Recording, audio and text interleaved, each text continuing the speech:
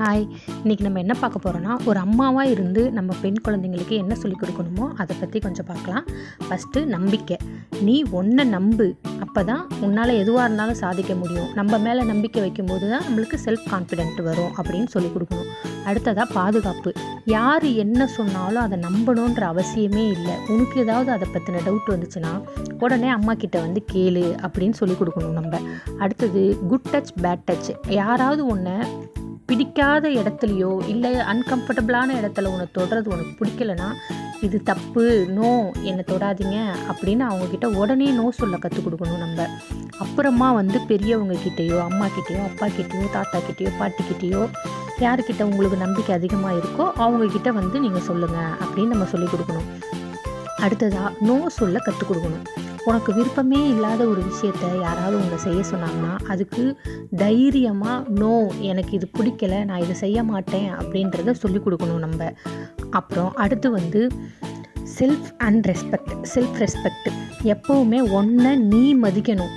ஒன்றை நீ மதித்தாதான் உன்னை மற்றவங்க மதிப்பாங்க அப்படின்றத பற்றியும் நம்ம சொல்லிக் கொடுக்கணும். அடுத்து நல்ல நண்பர்கள்னால் என்ன, நம்மளை வந்து நல்ல வழியில் வழி நடத்தணும். நம்மளை எந்த ஒரு சின்ன சின்ன விஷயத்துக்கும் நம்மளை அப்ரிஷியேட் பண்ணணும், நம்ம மேலே அன்பாக இருக்கணும். அந்த மாதிரி ஃப்ரெண்ட்ஸ் இருந்தால் நம்மளுக்கு ஓகே, அக்செப்ட் பண்ணிக்கலாம். இல்லை நம்மளை வந்து டீஸ் பண்ணுற ஃப்ரெண்ட்ஸு, இல்லை நம்மளை கலாய்க்கிற ஃப்ரெண்ட்ஸு, இல்லை நம்ம மனசை கஷ்டப்படுத்துகிற ஃப்ரெண்ட்ஸ்லாம் இருந்தாங்கன்னா நம்ம அவங்கள அவாய்ட் பண்ணிக்கலாம். ஒன்றுமே தப்பு இல்லை அதில். அப்புறம் வந்து ஹைஜீன் அண்ட் பீரியட் அவேர்னஸ். அதுக்கு வந்து என்ன சொல்லிக் கொடுக்கணும்னா, பாடியை எப்போவுமே நீ க்ளீனாக வச்சுக்கோ. பீரியட்ஸ் வர்றது வந்து ஒரு நார்மலான விஷயம், அதை பற்றி வெளியில் பேசுகிறதுக்கு நீ வெட்கப்படக்கூடாது. இது வந்து எல்லா பெண்களுக்குமே இருக்கிறது தான்.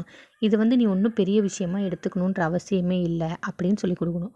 அடுத்ததாக கோவப்படுறது வந்து எல்லா இடத்துலையுமே நம்ம கோவப்பட முடியாது இல்லையா? ஒரு சில இடத்துல நம்ம காமாக போய் தான் ஆகணும். அதனால் கோவத்தை எப்படி கண்ட்ரோல் பண்ணணும், எப்படி அமைதியாக நம்ம ஒரு சில இடத்துல அமைதியாக போகணும் அப்படின்றத நம்ம சொல்லிக் கொடுக்கணும். அடுத்து லவ் அண்ட் யுவர் செல்ஃப். நம்மளை ஃபஸ்ட்டு நம்ம லவ் பண்ணணும். அப்போ தான் நம்மளோட உடம்பு, நம்மளோட கலரு, நம்மளோட அழகு, நம்மளோட டேலண்ட்டு இதெல்லாம் பற்றி நம்ம செல்ஃப் லவ் பண்ணும்போது தான் நம்மளோட அழகு இன்னும் அதிகமாகும். அதனால் எனக்கு தெரிஞ்ச விஷயங்களை நான் சொல்லியிருக்கேன். இன்னொரு விஷயம் சொல்கிறேன். ஃபஸ்ட்டு நம்ம குழந்தைங்க நம்மக்கிட்ட ஃப்ரீயாக பேசணும் அப்படின்னா நம்ம ஒரு ஃப்ரெண்ட்லியாக நம்ம இருக்கணும் அவங்கக்கிட்ட. நீ எதையுமே என்கிட்ட தைரியமாக சொல்லலாம், உனக்காக நான் இருக்கேன் அப்படின்ற நம்பிக்கை அவங்களுக்கு கொடுக்கணும். அப்படி கொடுக்கும்போது தான் அவங்க எந்த பயமும் இல்லாமல் தைரியமாக வந்து எந்த ஒரு விஷயமா இருந்தாலும் நம்மக்கிட்ட ஷேர் பண்ணுவாங்க. அதனால் நம்ம எப்போவுமே நம்ம குழந்தைங்களுக்கு ஃப்ரெண்ட்ஸாகவோ இல்லை நண்பர்களாகவோ இருப்போம்.